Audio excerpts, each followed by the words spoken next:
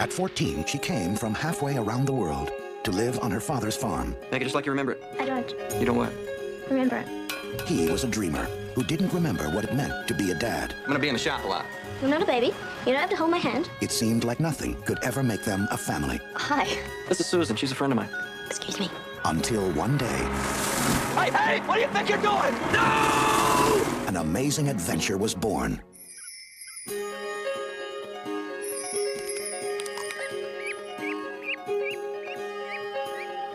Can I keep him? Sure. Hey guys, come on. Hey. It's called imprinting. Amy was the first thing they saw when they were born, so they think she's their mother. That one's fluffy and that one's grumpy. See, the problem with your birds is they're going to want to migrate south, and they need someone to show them how. Moggy! They were orphans. Put him down. All domestically raised geese have to be rendered flightless. No! What are you doing? Stop it! Stay off of my place! Who needed a mother to teach them, You gotta feed them every 2 hours, and you're not allowed to put them outside. Amy, Are you sure you can handle this? and a father to show them the way. suppose I built an aircraft and then taught Amy how to fly it. It's a great idea. You know, birds follow me, I follow you, we all go south. Together, they charted a course, Let's go to the right. It's all you, Amy. tested their wings, and took to the skies. From the director of The Black Stallion Come in, Mama Goose. Hello, Papa Goose. comes an incredible journey for anyone who's ever had a dream Dad, they're really flying with me. and the courage to make it fly.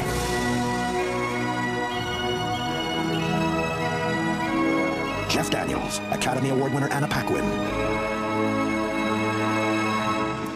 Fly Away Home. Gadis ini menemukan sarang telur angsa yang besar. Lingkungan sekitarnya baru saja dihancurkan oleh manusia. Angsa yang mati pun mati, dan yang kabur pun kabur. Sang gadis dengan cepat mencari kantong kain, dan memasukkan telur angsa itu dengan hati-hati. Lalu membawanya pulang ke rumah. Tapi bukan untuk digoreng. Sang gadis membungkus telurnya dengan baju, lalu memasukkannya ke dalam lemari. Di saat ayahnya sedang bekerja, dia diam-diam mengambil lampu ayahnya, lalu menyalakan lampu tersebut, dan meletakkannya di bawah lemari. Inkubator sederhana pun selesai dibuat. Melihat senyuman sang gadis, aku curiga kalau dia mau makan bebek bakar. Keesokannya di saat sang gadis sekolah, anak angsa itu akhirnya menetas dari telur. Di malam hari dia diam-diam pergi ke gudang, membuka lemari itu dan melihat makhluk yang sangat lucu. Dia pun semakin ingin memelihara mereka. Keluarganya dengan cepat menyadari bahwa si gadis itu menghilang. Lekas keluar rumah untuk mencarinya. Terakhir mereka menemukan dia di gudang dan sedang tidur. Di sekelilingnya dikelilingi oleh sekelompok anak angsa yang baru saja keluar dari inkubator. Sang ayah menyelimutinya dan bersiap untuk pergi. Tetapi sang gadis itu kebangun. Dia melihat ayahnya dengan penuh harapan, ingin memelihara mereka. Ayahnya tidak tega untuk menolaknya. Keesokan pagi, sang gadis memindahkan mereka ke dalam rumah, memberi mereka makan seperti ke anak bebek. Ayahnya turun lantai sebelum anaknya berangkat sekolah, dan dia mengingatkan ayahnya, berikan makan tiap 2 jam sekali. Ayah melihatnya meja yang penuh, hanya bisa mengiyakan anaknya. Seekor anak angsa itu pun mematuk jenggotnya. Tidak bisa apa-apa, sang ayah menemukan administrasi hewan. Setelah memperjelaskan situasinya, orang itu menyatakan bahwa itu agak repot, dan berkata setelah beberapa hari akan datang ke rumah untuk melihat. Sang gadis dan anak-anak angsa itu berinteraksi dengan sangat baik. Anak-anak angsa itu menganggap sang gadis sebagai mama, mengikutinya dari belakang. Kedua kaki berlari beserta bayangan. Ada 1 ekor yang tidak sengaja ketinggalan dari kelompok. Sang gadis membawa mereka bermain di rerumputan. Para anak angsa tetap mengikutinya dari belakang. Itu membuat sang ayah merasa aneh. Malam hari, petugas dari administrasi hewan datang ke rumah. Berkata memelihara angsa liar itu ilegal. Bila ingin memelihara mereka harus memotong sayapnya. Tidak boleh membiarkan mereka terbang. Dia berkata sambil memegang gunting kuku.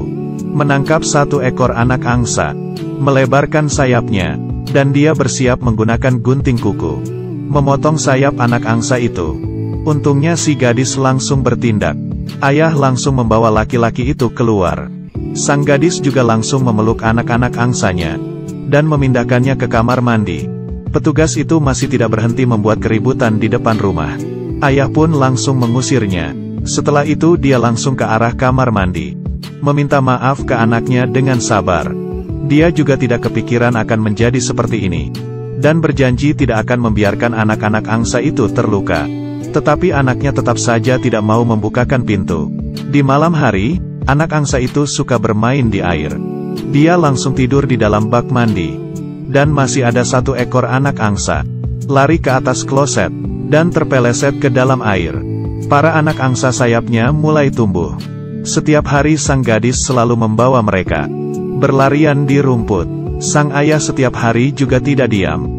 Ia mempelajari struktur tubuh angsa, beserta situasi terbang, menciptakan sebuah pesawat ringan. Dan prosesnya cepat sudah sampai ke tahap percobaan. Dia mencoba menyetir pesawat itu terbang ke langit. Terbang sangat tinggi dan berhasil. Membuat orang yang tidak bisa membantunya juga ikut senang. Di saat mendarat itu lebih menghabiskan energi di kaki. Harus mengontrol saat menginjak tanah. Para angsa setiap hari bertambah besar. Pesawat sang ayah juga sudah banyak diperbaiki menjadi lebih bagus. Tidak hanya bisa duduk di pesawat, tetapi juga ada ditambah roda. Penerbangannya pun berhasil. Di malam hari dia mencari anaknya. Mengatakan tentang pemikirannya. Dia ingin menggunakan pesawat untuk memindahkan para angsa. Biarkan mereka mengikuti naluri. Anaknya tetap ingin mereka tetap berada di sisinya. Tetapi seperti ini para angsa hanya bisa dipotong sayapnya. Anaknya pun akhirnya mengiyakan untuk membantunya. Setiap hari ayah berpura-pura menjadi pesawat di sekeliling para angsa agar mereka menjadi lebih familiar. Tetapi tiap kali dia selalu gagal. Tidak bisa apa-apa, jadinya anaknya memakai baju ayahnya dan mengarahkan para angsa itu berlari ke depan. Lalu disambungkan ke ayahnya. Kali ini pun berhasil. Para angsa mengikuti dari belakang sang ayah. Akhirnya ayah pun bisa merasakannya. Bahagianya menjadi seorang ibu. Hubungan anak dan ayah ini juga ada kehangatan. Selanjutnya ayah datang lagi dengan membawa sesuatu yang berbentuk pesawat. Dan membiarkan para angsa latihan dan mengikutinya dari belakang. Selanjutnya dengan cara suara. Membiarkan mereka agar terbiasa dengan suara mesin yang bergerak. Latihan ini sangat berhasil. Anak angsa pun akhirnya menjadi angsa dewasa. Di saat ayah menyetir pesawat terbang ke langit, tidak ada seekor angsa pun yang mengikutinya. Sudah melewati beberapa percobaan. Mereka mengemudi di belakang. Semuanya gagal. Sang gadis curiga mungkin itu salahnya sendiri. Lalu mencari sebuah tempat untuk bersembunyi. Tetapi setelah tidak berapa lama, semua angsa datang ke sebelahnya. Ternyata para angsa hanya mengikutinya saja. Di saat sang ayah merasakan kegagalannya, sang gadis menyalakan pesawat. Semua angsa pun mengikutinya. Tetapi dia sama sekali tidak bisa mengontrol pesawat itu. Baru sebentar saja langsung jatuh ke bawah. Sang ayah berlari memeriksanya. Untung saja tidak terluka. Meskipun terbangnya gagal, tetapi dia sudah membuktikan ada satu cara yang bisa berhasil. Di malam hari sang ayah memutuskan untuk membuat satu pesawat lagi. Ayah ini sangatlah baik. Mengajari anaknya bagaimana cara mengontrol pesawat. Demi untuk memindahkan para angsa. Dan dari awal sama sekali tidak ada orang yang bisa berhasil. Para angsa melihat gadis itu terbang ke langit. Menggigit tali pintu kandang hingga terbuka. Lalu segera mengikutinya dari belakang. Mereka bersama-sama terbang di langit. Terbang melewati sebuah sawah. Hal ini sangatlah berhasil. Mereka menemukan sebuah suaka burung. Tetapi di sini sudah ditempati oleh developer. Bila setelah tanggal 1 November tidak ada seekor burung pun yang muncul, kita akan mulai proses pembangunan. Hal ini membuat mereka mendapatkan sebuah harapan. Perjalanan sejauh 300 km. Mereka sudah merencanakan rute mereka dahulu. Memutuskan untuk berangkat di tanggal 22. Sebelum berangkat masih tetap harus melatih para angsa. Tetapi di saat latihan, ada seekor angsa menabrak pesawat sang gadis dan jatuh ke dalam hutan. Dia membawa pulang terlebih dahulu para angsa yang lain. Di malam hari baru kembali lagi ke hutan untuk mencarinya. Tetapi petugas administrasi hewan memanfaatkan situasi di saat mereka tidak ada. Menangkap semua angsa pergi. Sang gadis sudah menemukan angsa yang terluka. Dan di saat dia sampai di rumah, dia hanya menemukan kandang yang kosong. Dan semua angsa sudah dikurung di depan administrasi hewan. Tetapi rencana tetap harus dijalankan. Mereka mengalihkan perhatian petugas dan yang lainnya memanfaatkan kesempatan tersebut untuk melepaskan para angsa. Sang gadis menyetir pesawat itu datang. Para angsa pun langsung terbang mengikutinya. Sekarang sudah tidak ada orang yang bisa menghalanginya. Perjalanan selama pemindahan juga tidak lancar. Mereka mengejar untuk terbang sejauh 120 km sebelum matahari terbenam. Melintasi Danau Ontario, mereka terbang melewati kota. Dengan cepat sudah sore hari. Harus mencari tempat untuk mendarat sebelum malam hari. Saat ini, pangkalan militer di danau telah menemukan mereka, dan mengaktifkan kewaspadaan penuh. Mereka pun mendarat dengan megah. Lalu segera dikendalikan. Tetapi para angsa menarik rasa perhatian para militer. Bahkan foto bersama mereka. Dengan begini ayah dan anak membawa sekelompok angsa. Berita tentang pembobolan pangkalan dengan cepat dilaporkan oleh tim media. Mereka juga mendapat perhatian dari masyarakat. Di perjalanan terbang mereka juga bisa menikmati pemandangan indah alam. Dengan cepat mereka bertemu dengan sekelompok angsa liar. Para angsa dengan natural melewatinya. Sang gadis juga menyadari pemburu di tepi sungai.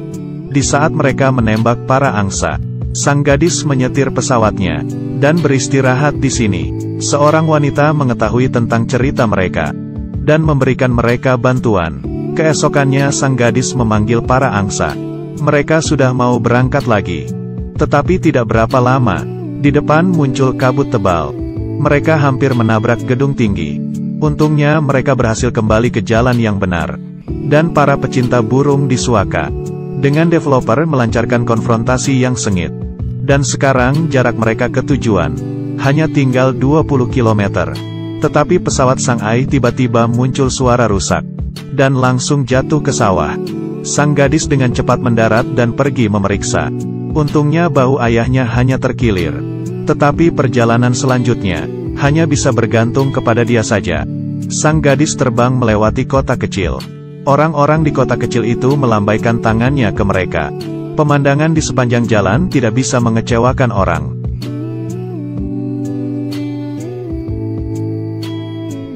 Di saat semua orang sibuk menunggu, sang gadis menyetir pesawat dan membawa para angsa.